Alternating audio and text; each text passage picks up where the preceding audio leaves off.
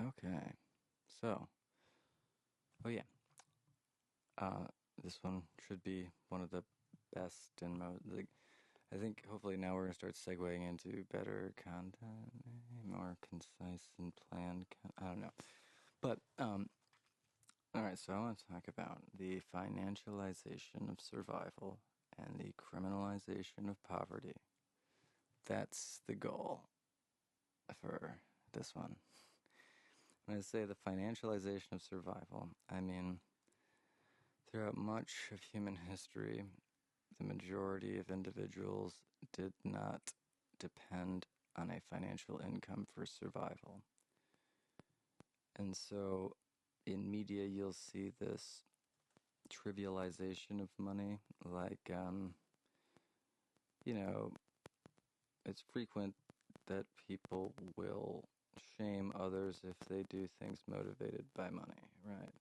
But this is in an economic and social environment where you really could support yourself without any financial income, and where more than half of the domestic population lived in a rural community and were subsistent farming. Now you can't even subsistent farm now without financial income because of property taxes. So you know, your survival quite literally is financialized. Um, because we go into the criminalization of poverty. If you obviously, if you're poor, that is a crime now in the United States. I mean, one that has an enormous number of punishments. Um, you know, obviously lack of transportation and opportunity, communication isolation, you know, opportunity isolation, I mean, just fucking homelessness, lack of shelter. So it's like the more poor you get, and it eventually not only diminishes your opportunities, but it also literally threatens your survival. Once you become homeless in this America, you can't sustain yourself off of the land in any way, anywhere. You can't. It's a crime to be homeless, more or less. It may not explicitly be a crime to be homeless, but it's going to be criminalized to just exist as a homeless person. You can't sleep anywhere, lay down anywhere. You can't save anything anywhere. Everything's going to be constantly stolen. You cannot have any possessions. It's very difficult to shower. How can you get a job when you can't fucking shower? And you can't have possessions or a change of clothes. I mean, and the fact to be just so completely diminished that they won't even let you fucking sleep in the way that they engineer these park benches and stuff, and like house them. The only way that you can end the homelessness problem, you not by fucking putting spikes on benches and shit. You just house them. It's more expensive to keep incarcerating them. Just house them. There are so many commercial properties, commercial buildings that are going to be vacated. House them. It's such an obvious opportunity to house the homeless using these commercial properties. It's fucking insane to do anything else. It is like, what else would you do with them?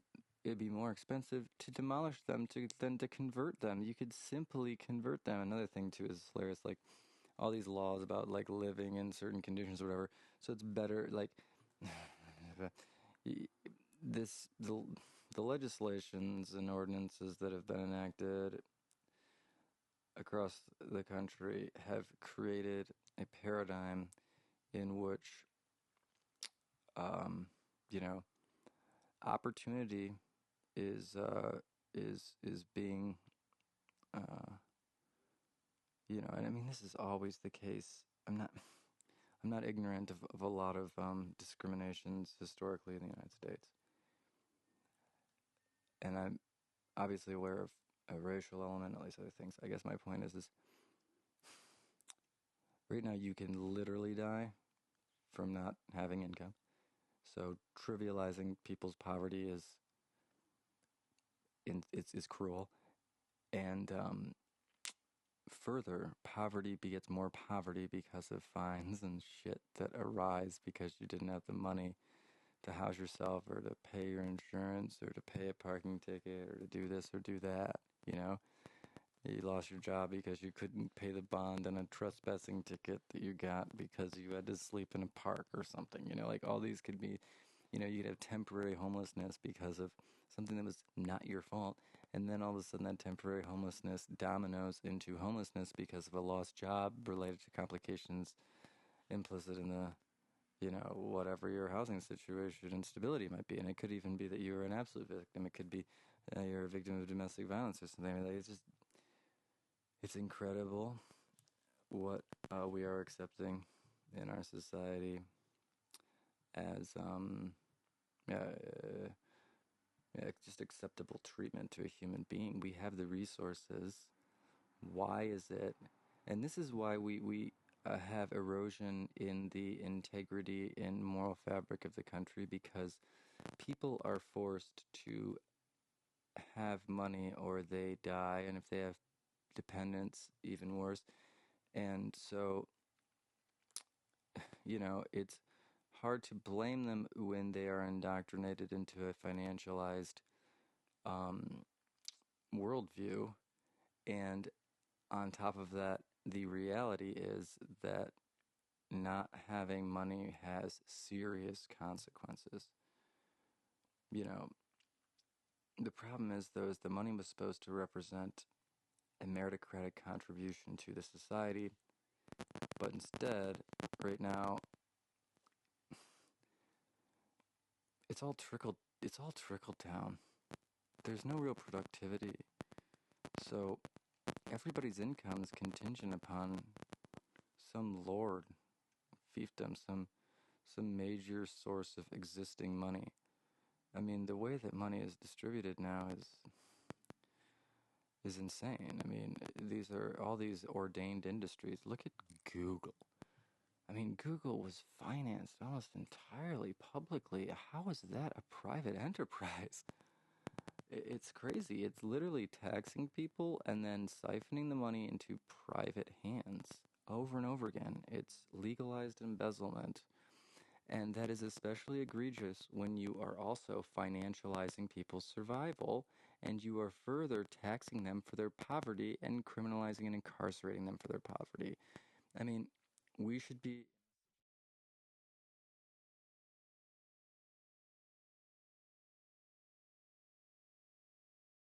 With our current technology, we're in a situation of such plenty that all of this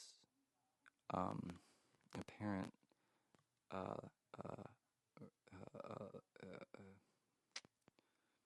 lack of resources. What is it? Yes. All of the scarcity is artificial. Yeah. But the problem is the artificial scarcity is going to manifest real scarcity, because if you keep wasting so much shit and destroying so much shit, you know, resources, you keep destroying resources because you can't sell the resources, so you're just going to destroy them because you're a crybaby. Fucking super well, like, just all of these paradigms where it's like, oh, well, if we can't financialize it, we're going to destroy it. You know, or even worse, we already have this resource, but because we can't embezzle from it if we don't have something to do, so we're going to destroy it and rebuild it so that we can embezzle from the project. I mean, this is why our country, because all of the money is just being embezzled out. It's not being invested in infrastructure and meaningfully effective programs, while they are simultaneously financializing your very survival. It's enraging. It should be enraging. It's enraging to me. Help, help, I'm being repressed. Oh, and then the Rocky Horror Picture Show. So I didn't do Roger Reads the Bible because I went to the local Rocky Horror Picture Show, the midnight showing. And I do want to make a couple comments because a lot of the individuals involved in McMorran and this production have been appearing in the digital forensics that I've been doing. So I did decide to show up for a couple reasons. And gosh, I wanted to like it so bad. And the last one that I did like, sincerely. But it was the worst production of Rocky Horror I've ever seen. It was so fucking bad. They go on and on about why. But all the music was recorded. The singing quality varied widely. Like, some people did a great job, but the script was hacked to pieces. The blocking was confusing. If you hadn't seen it a bunch of times, you would have no effing clue what was going on at all. It was just like song, chaos, song, like, they made sure to make every euphemism and then add more physical euphemisms, but other than that, it was just the songs and the euphemisms, and I don't know, like, Rocky succeeds if it's done perfectly tastefully or perfectly distastefully, but there needs to be the development. There needs to have a plot. I guess you could strip the plot from it and just do the songs, but they need to be done well, and neither were executed. Also, it ended up coming up. I don't know if it's the. I guess I'm trying to be objective and look at it without, any bias or anything, given additional information that I have, but it just comes off. I'm trying to. It comes off. It can't. I've seen productions of it in prior years that were better. And I'm trying to think of the bias, but no, because the sheer, like, we can go on every scale, and I mean, yeah, there's like down even to the canned freaking heckling. I mean, it's how the execution, man, even down to like oof. The omission of scenes made for, like, so compressing it all into one setting essentially, but then the set is, I don't even, I don't know what to say. It's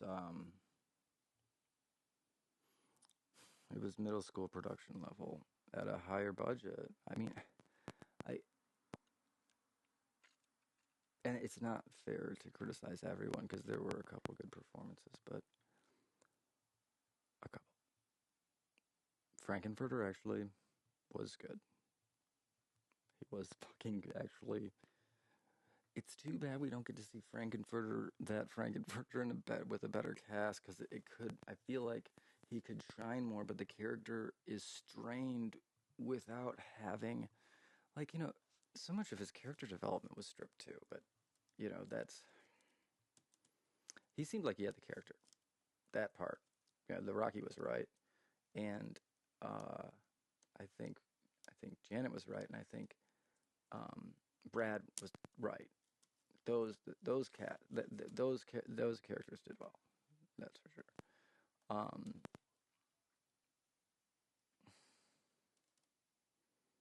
not gonna. And most people are fine, but and even, I don't know, there are ways to work around even bad cast. I mean, I don't know what to say. I mean, it's good that it should continue.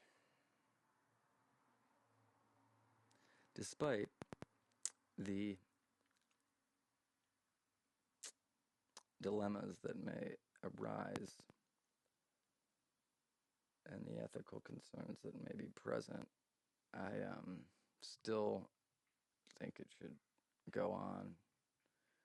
And I'm glad it did get done in a way. I mean, yeah. It's weird to simultaneously understand that it is a vehicle, but it's like the nepotism and cronyism manifestation present is the parallel presence of wild cronyism and nepotism. It's it's interesting to say the least. It was, I wanted it to be better, frankly.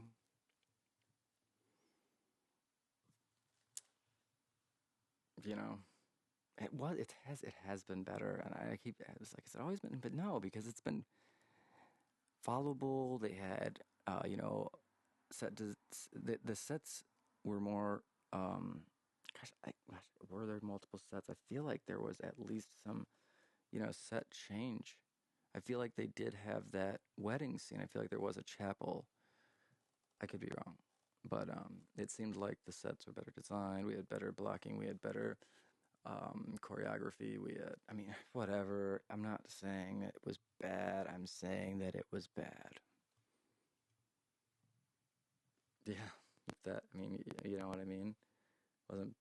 It, I'm saying it was bad, and it was bad, but it's not bad that they did it. And I would like to see it done better. And yeah, maybe a lot of that probably was limitations of cast, maybe even too, because then when you start hearing, you know, you hear arrangements and transposition to accommodate vocal limitations and also just flat misses, from main characters, not from secondary characters. So probably a lot of those decisions were related to cast quality. But then you ask yourself, why weren't they able to cast well? Because they've been able to cast well. They were able to cast well for Rock of Ages that had live music and that had, um, in a lot of cases, more demanding singing. I mean, I'm trying to think like, yeah, yeah. The only, like, really, there are three characters in Rocky Horror that have somewhat, there are two characters that have demanding songs that I can think of, and then three characters that need to be strong for sure, but there's like, what, five or seven that should be good. Where Rock of Ages, like, it's like seven that need to be good. Like, yeah. So, and then they did the live music, so, what happened? Why weren't any of those people available? Or why weren't they chosen? For real. Because it seems like, you should have had access to the same people. In which case, this should have been a really good production, frankly. I mean, at least in terms of vocally. I was actually really impressed with Rock of Ages in terms of the vocal presentation. In fact, actually, I thought that was good across the board.